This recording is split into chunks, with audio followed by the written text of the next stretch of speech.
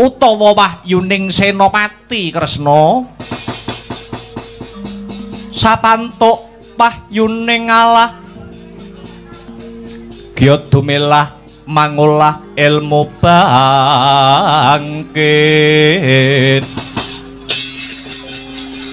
bangkit mikat reh mangukut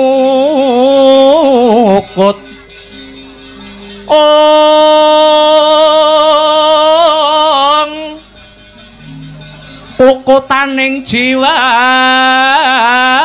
anggo yen mangkono patut sinebut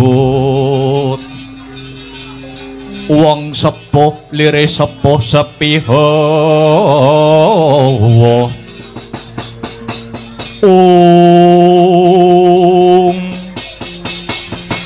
wis ndak pasrahake marang kita Kresna mara gage wahyu topeng waja enggal wenehna marang Gatotkaca nyuwun pamit pukulun aja ninggal duga lan prayoga he Harimurti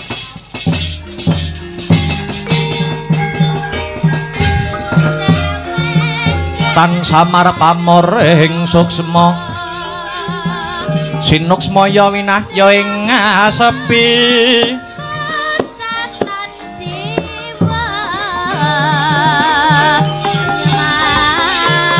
simpen teleng ing kalbu pambukaning warana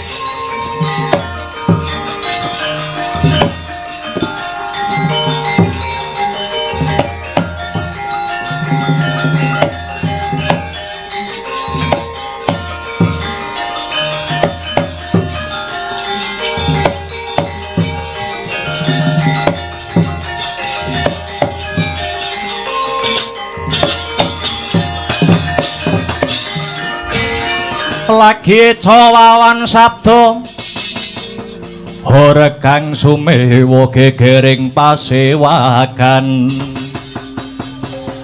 kathah samya naraka wonten dwirada mekta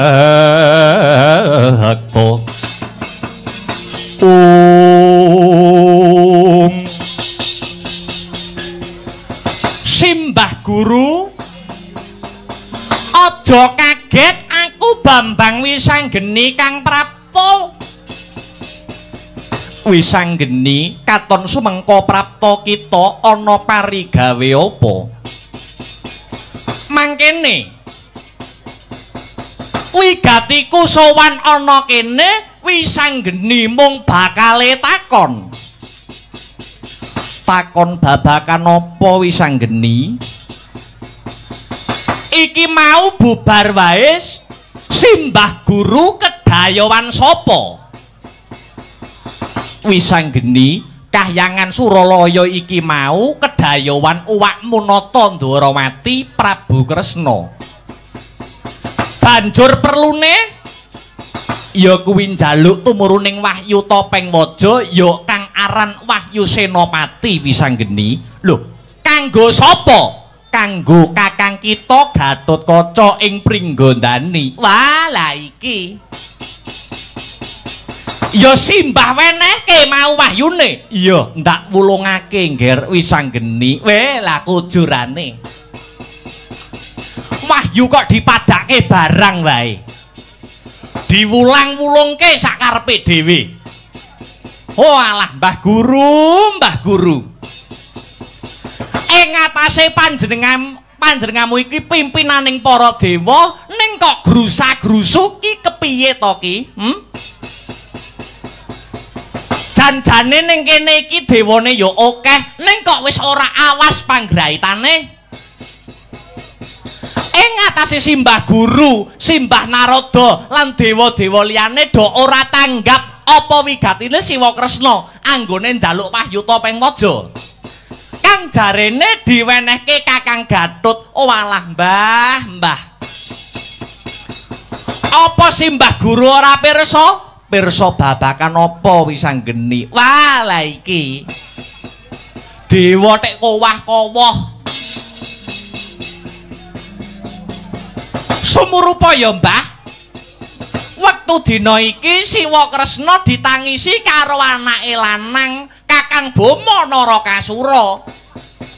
Kang perlune bakal kepengin ngalap tumur wahyu topeng waja. Minangka sarana dadi senopati agung ana ing negara Ngamarta. Kamangka selawase iki Kakang Bama babar blas ora tau duweni lelabuhan menyang para Pandhawa. Isine mung pasang gambar ngalor ngidul ning lelabuhane babar pisan durung dirasake karo kawula cilik. Dadi cekak cukupe Mbah. Cekak cukupe dewa sakayangan kene mau gur diapusi karo Ratu Ndwarawati. Sing jarene wahyu mau bakal diwenehke Kang Gatut. Nanging sejatine bakal diwenehke marang anake Kang Bama Narakasura, Mbah.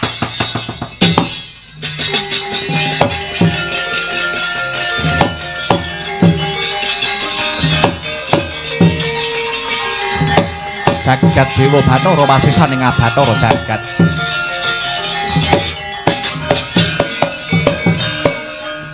Kepripun Kakang Narada? Wah, talah pregenjang pak pong waru dayang ti negara wong kali cedhe ngetani line.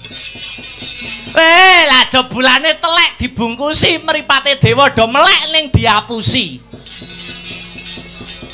Diapusi Ratu Ndwarawati Prabu Kresna.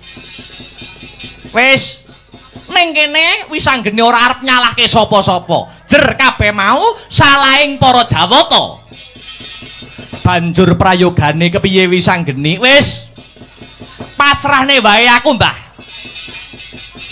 Tak tututane Siwa Kresna, aku njaluk pamit. Ati-ati Wisanggeni.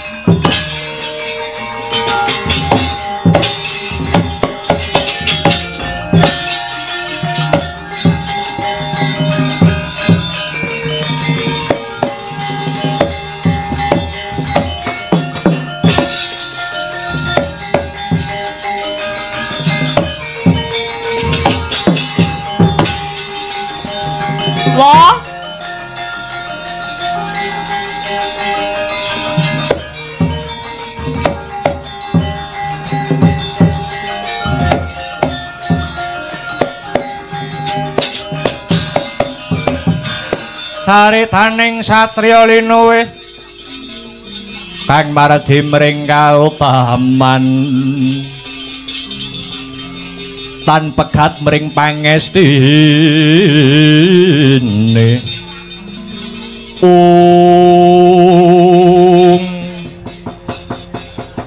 iki yen ndak sawang anakku bocah bagus kang ngandhek lakune pun wa ing Ndwarawati. Aja kaget ya wa. Wisanggeni kang ngandhek marang lakumu. Awit wektu iki aku duwe perlu sithik karo Siwa Prabu Kresna. Perlu apa, Ngger? Wisanggeni nggal matura. Wangsulana kanthi jujur jawaben kanthi blaka ya wa. Iki mau Siwa Kresna bubar saka ngendi lan arep menyang ngendi? Wisanggeni Punwa Dwarawati bakal tumuju ana ing Pringgondani. Sak perlu niliki kakangmu Gatotkaca kang lagi nandhang lara Wisanggeni. Alah prek. Ndak percaya aku. Saka Dwarawati apa saka Kahyangan? Dwarawati, Ngger. Dwarawati apa Kahyangan? Saka Dwarawati, Ngger. Yen Siwa Kresna ora jujur, ora blaka, iki engko kelakon ana ratu ora kajen lho, wa. Aja dikira Wisanggeni bocah wingi sore ora wani. Yen Siwa mapan ana ing bebener ya tak ajeni. Ning nadyanto Siwa Kresna ki Ratu Anandrawati titi sing Bathara Wisnu ning nek tumindake luput. Aku bocah nom kang wajib ngelingake. Tonyo raimu piye? Kosik to kosik. Kok kowe banjur nutuh karo uwakmu Dwarawati ki ketemu pirang perkara Wisanggeni? Ngaku luwih dhisik. Saka Kahyangan to ki mau? Iya, pancen bener. Saka Kahyangan Dwarawati nyang Kahyangan lagi iki mengko arep nyang Pringgondani. Ya ta ya, ngono ya oleh. Pitakonku sabanjure. Siwa Kresna sowan ana Kahyangan njaluk kelawan pukulan Bathara Guru apa wa? Siwa Kresna nggawa apa?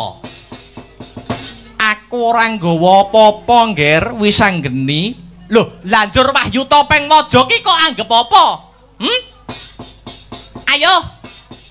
Aja kriyap-kriyip. Jane Kresna iki dina iki lagi mlingerke blate apa piye to? Kok wenehke apa ora? Kene tak jaluk. Wahyu Topeng Waja gawanen kene wa. Wisanggeni piye? Wahyu Topeng Waja tetep tak gondeli Wisanggeni. Wo lara kena digawe becik jotos cangkeme.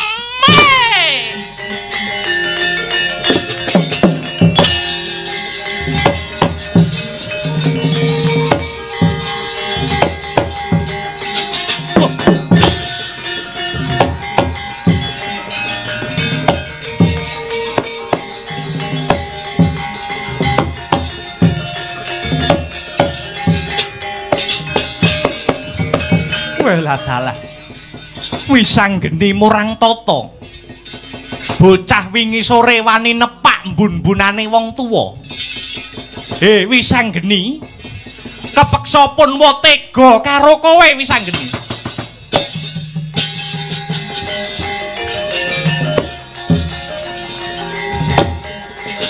Hei!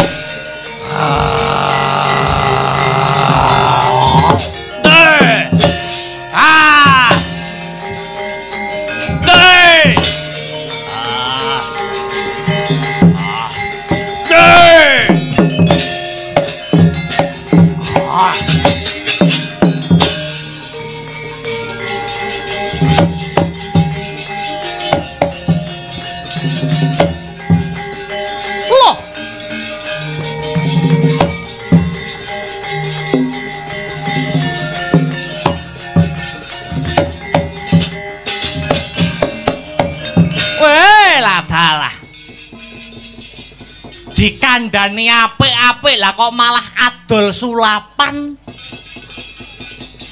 Rumangsane yen dadi gedhe ngono kuwi aku gumun apa piye? Aku mesti meh bendina yahene iki lho dadi gedhe iki yahene iki. Kasekten kok dinggo aji mumpung? Lagi iso sak jurus wis mecahi bata turut dalan. Wo, sawangen Wisanggeni sing iso dadi gedhe apa kowe wae, wo?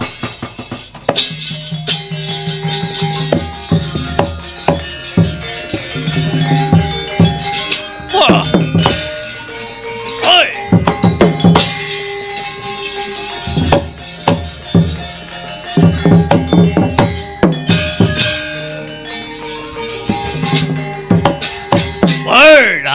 Walah ngembari wujud kowe. Ayo. Ngejak pirang dina ladeni polisi urip.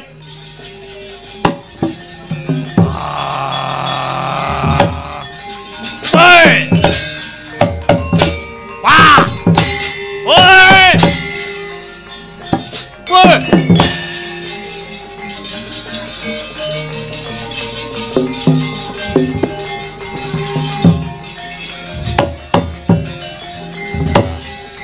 Ah! Hei!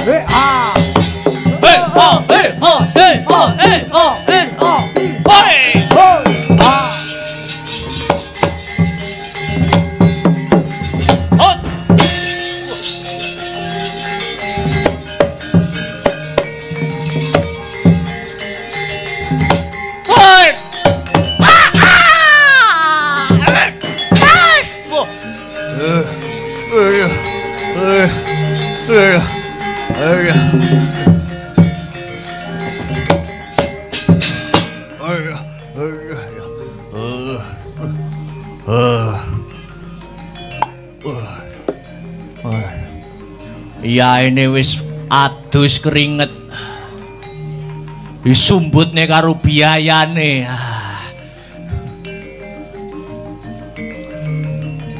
Hop.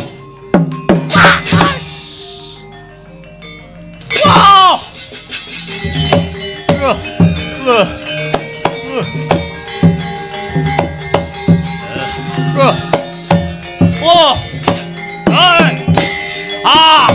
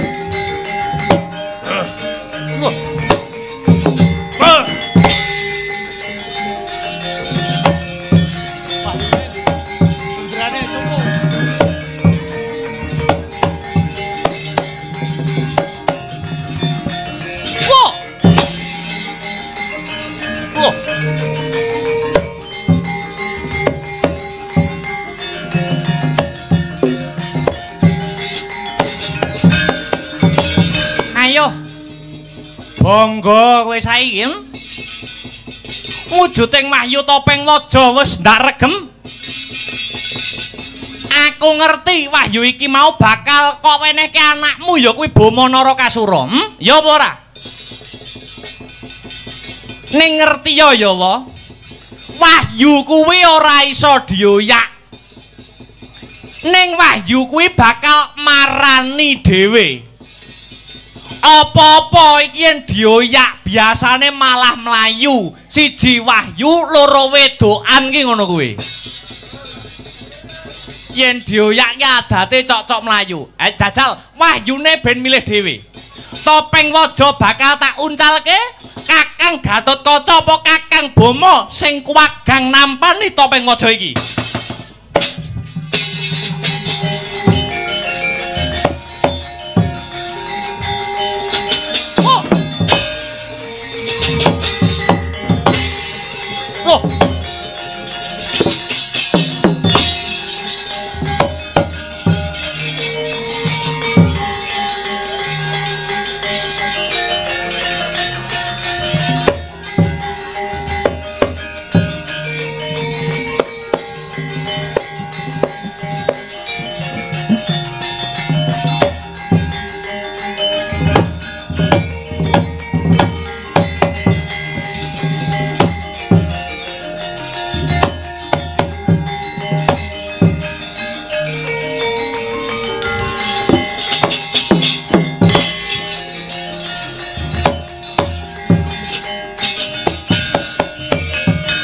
datan ngawruhi kang tekane tanpa sangkan saking jalan tanjang bakari Saraswati sayakti handayani Mekah ing samya budaya kalamun kadulung maweh lambe jroning kalbu rarit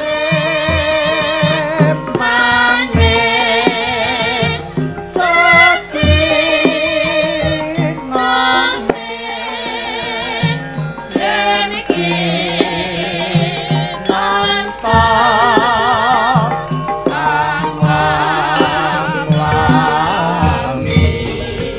raras are-are rere amarah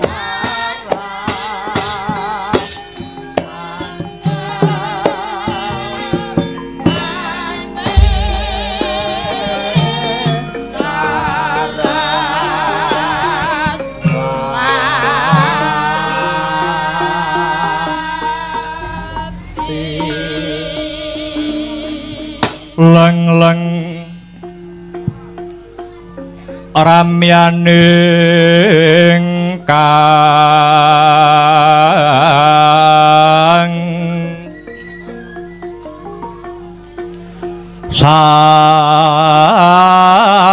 sasangka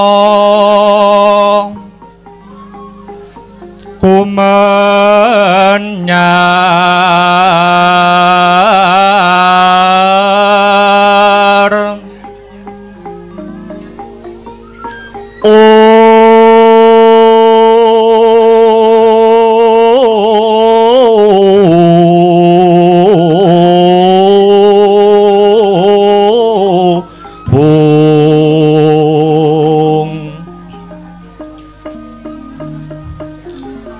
mangrengga ruming puri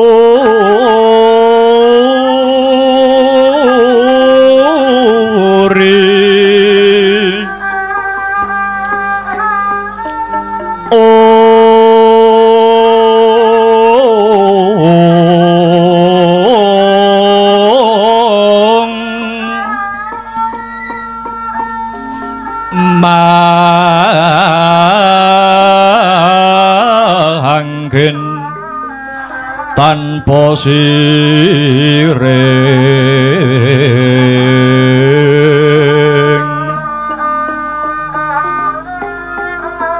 halap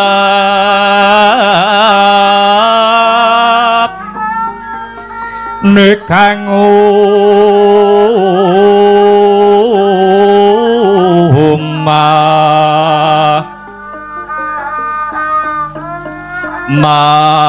mas lir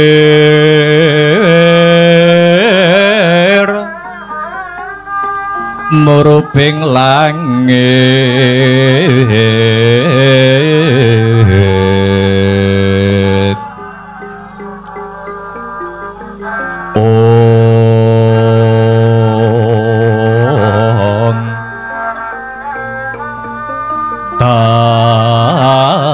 dakwan sarwa manik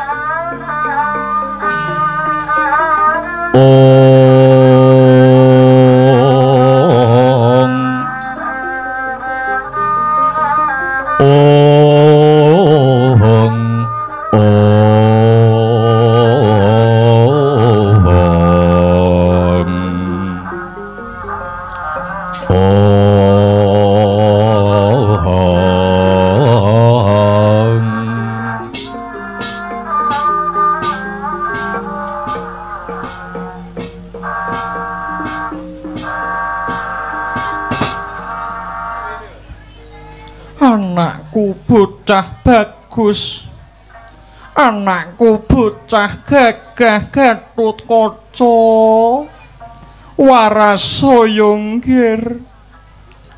Iki pun Ibu Arimbi kulup. Kowe aja meneng wae ndang Maria Gatotkaca. Muspra tanpa guna ibumu ngerti padhanging jagat. Lamun to ngerti anake lanang ora bisa nglawat. Gatotkaca ndang Warasaya nang.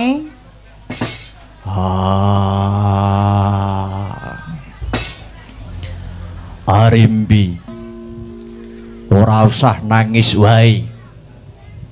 Kamangka ya ora kurang-kurang anggonku golek tombo kanggo warase anakmu Gatot. Nyatane nganti tekan seprene durung mari.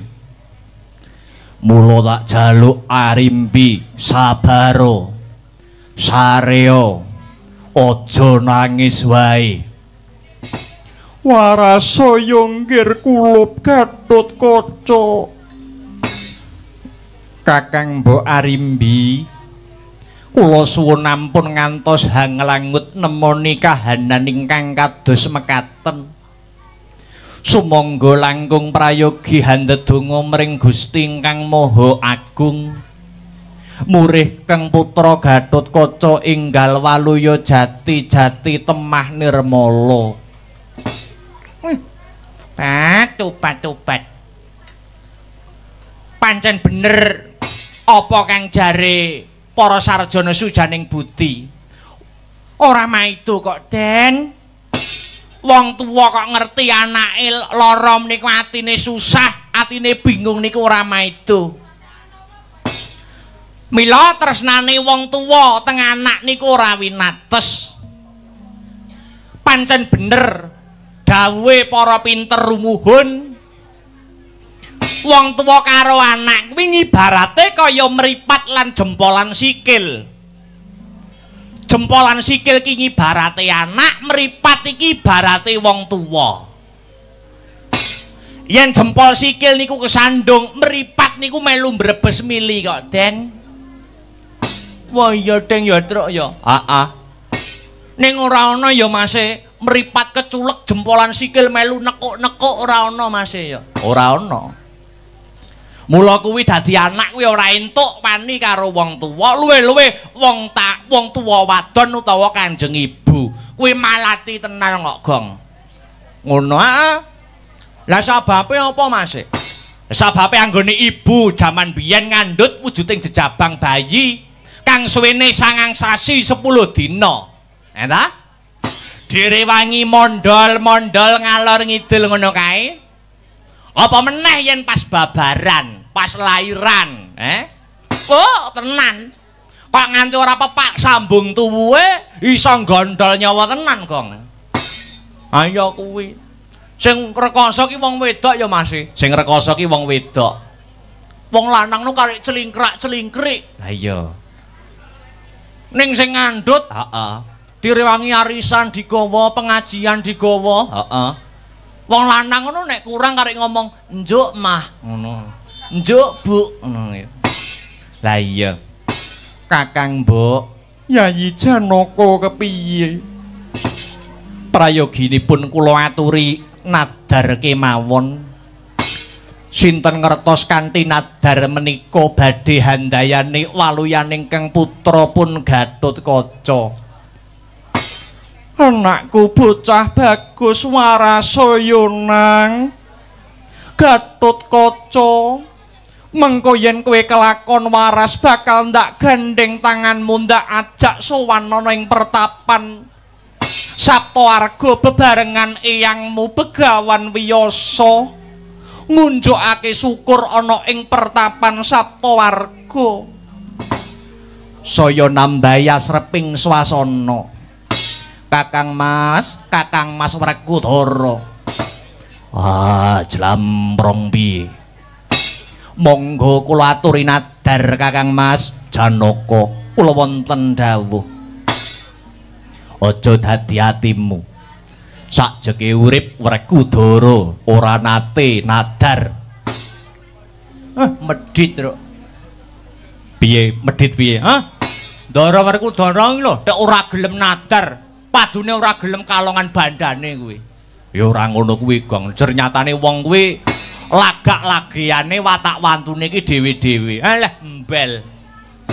Inggih menawi mekaten kula nuwun inggih badhe nadar. Ya, nadaro.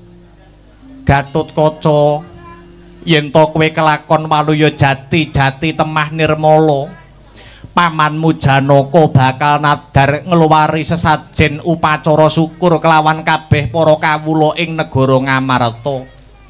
Gatotkaca warasa ya ngger, warasa ya kulub Gatotkaca.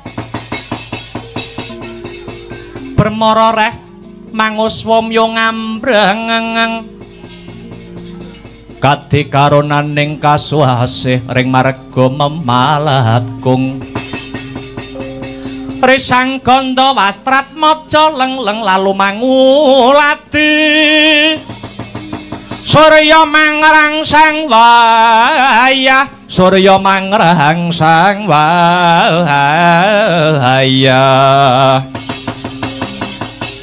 umyo samara wayahanto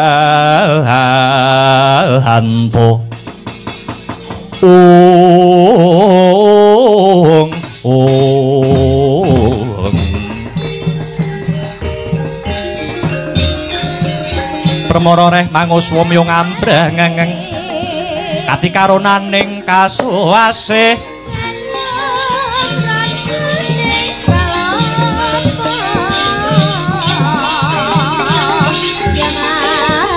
marga mamalatgung prisang ganta wastrat maja leng-leng lalu mangulati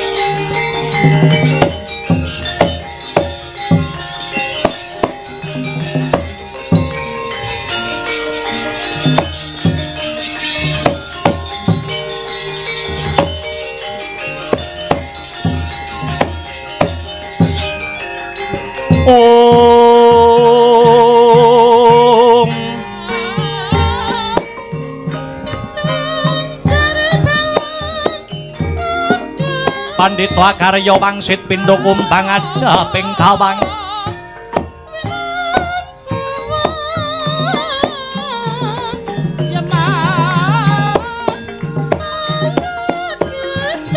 susung angin ngenting gone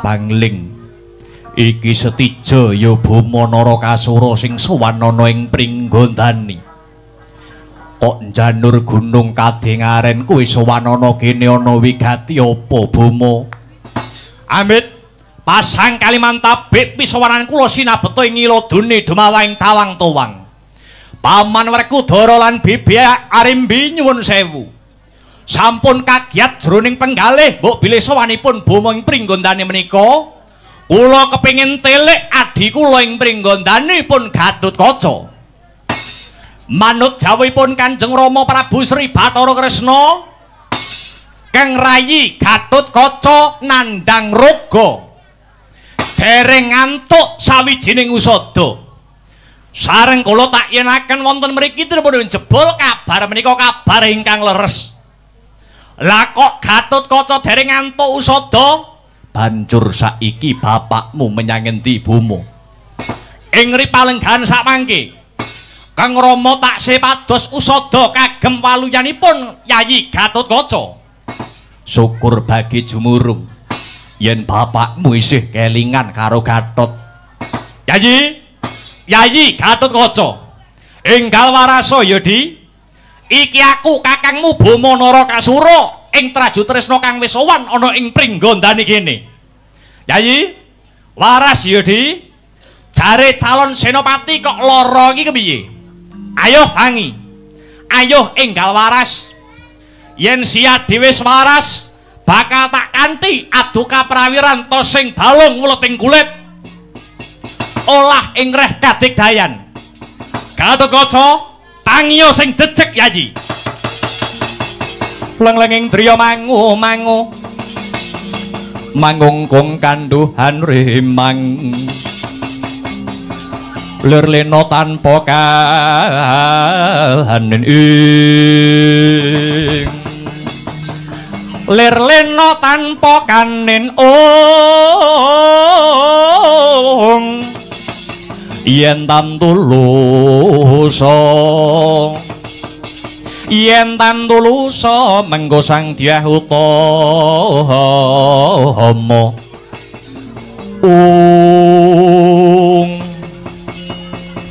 lah ing kono mau banter panantange risang Bama Narakasura ratu ing traju tresna ingkang asung sesumbar ing satriya Pringgondani. Parandene risang Gatotkaca amung kendel kewala datan mobah datan musik.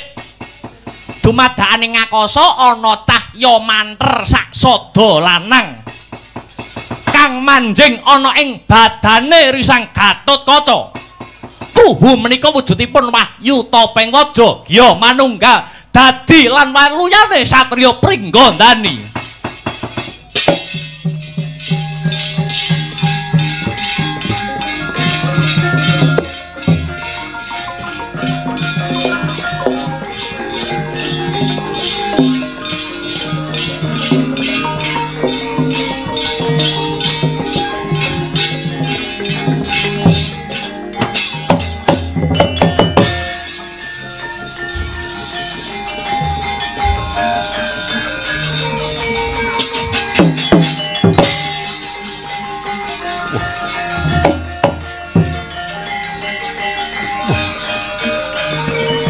Kanjeng Ibu, Gatot waras Kanjeng Rama.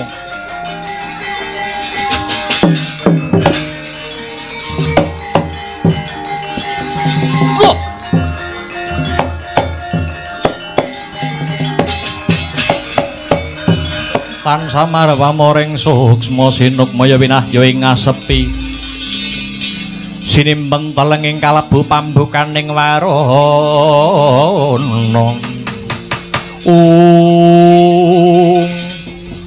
Anakku bocah bagus Gatotkaca kowe wis waras kulup.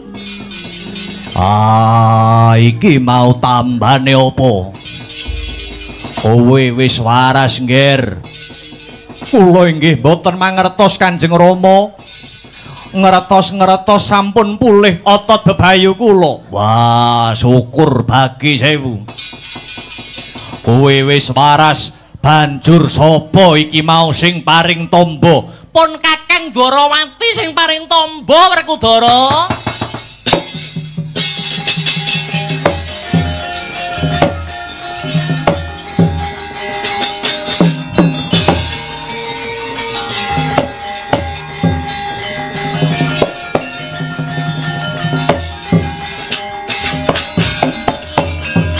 Para sliteng resna kakangku piye?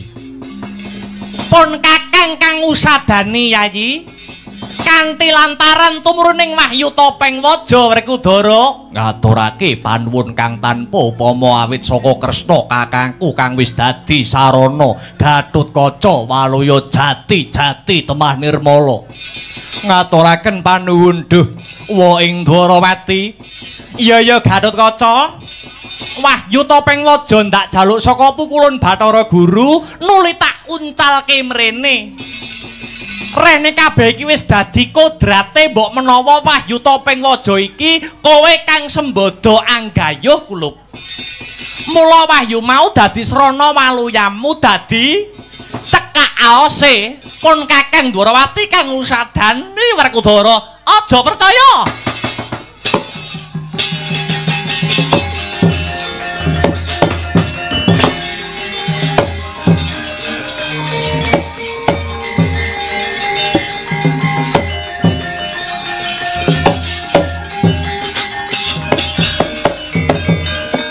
gelut neh mau piye?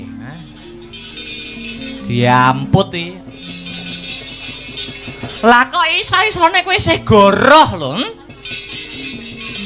Tak jaluk Siwa Werkudara aja percaya ya wa.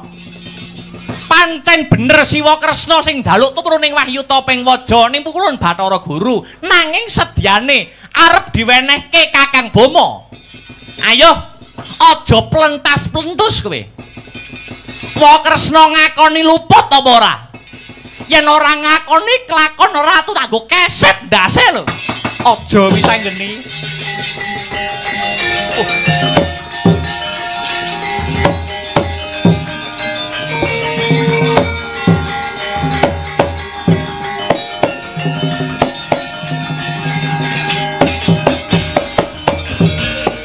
Ya wisanggeni aku ngakoni luput. Ngosek tak takoni, ngopo Siwa Kresna kok nganti bisa tumindak kang kaya mangkene? Wisanggeni, aku kepengin dadi Senopati Agung ing negara Ngamarta. Wo, Kakang Bama kepengin dadi senopati, pancen kaya mangkono Wisanggeni. Ya. Yen pancen Kakang Bama ya kepengin modho karep dadi Senopati Agung negara Ngamarta nganggo sarana sing apik, nganggo cara sing becik. Banjur kudu nganggo marga sing kepiye Wisanggeni? Alun-alun negara Ngamarta diwenehi blabar kawat janget cencang. Adu to sing balung muleting kulit. Sing unggul ya kuwi sing dadi Senopati Agung ing negara Ngamarta. Aku wani.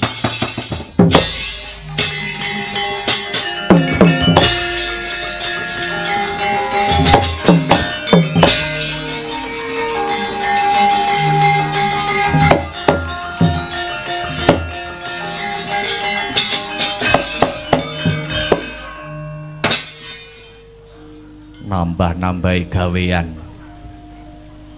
Awak kesel pikiranmu metok nambah-nambahi gawean. Wis ngerti suwira kambon wong wedok bareng kok. Lah kari gelem ora? Iki tataane Senopati Agung, Pangestune wong tuwa loro sing dijaluk. Tak jaluk Paman Werkudara ora usah melu jumangkah kang sarta kumrembyah, kabeh sing ngatur Wisanggeni. Ya aku manut. Petruk, dalem ndara. Kowe bantu aku, kula bantu napa? Iki mengko yen ana sing ewang-ewangan kandhake aku, laporne aku. Oh, siap. Kon gawe ning kaos, Truk. Ayo. Oh, kaos TA. Ayo.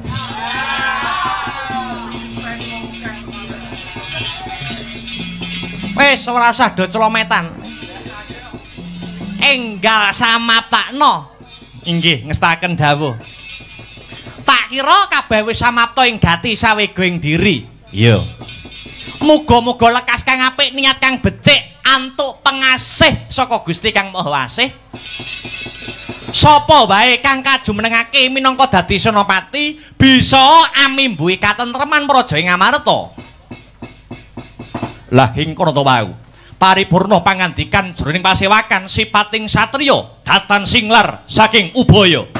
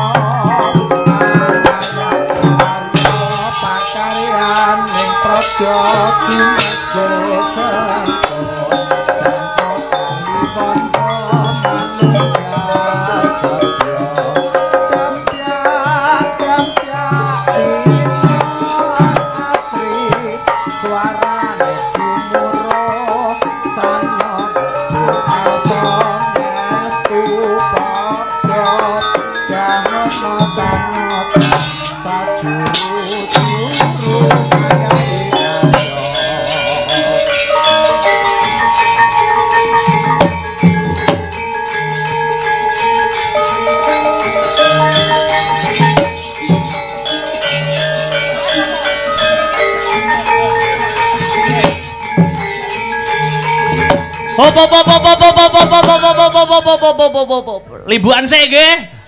Nah, ngono. Nah.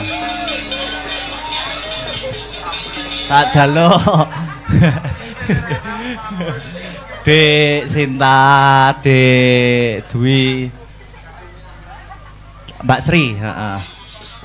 Jumeneng, yo lagune Ninggal Katresnan kanggo mecah suasana pada malam hari ini. Tampang bergoyang, Ninggal Katresnan. Dadekke, ya yo.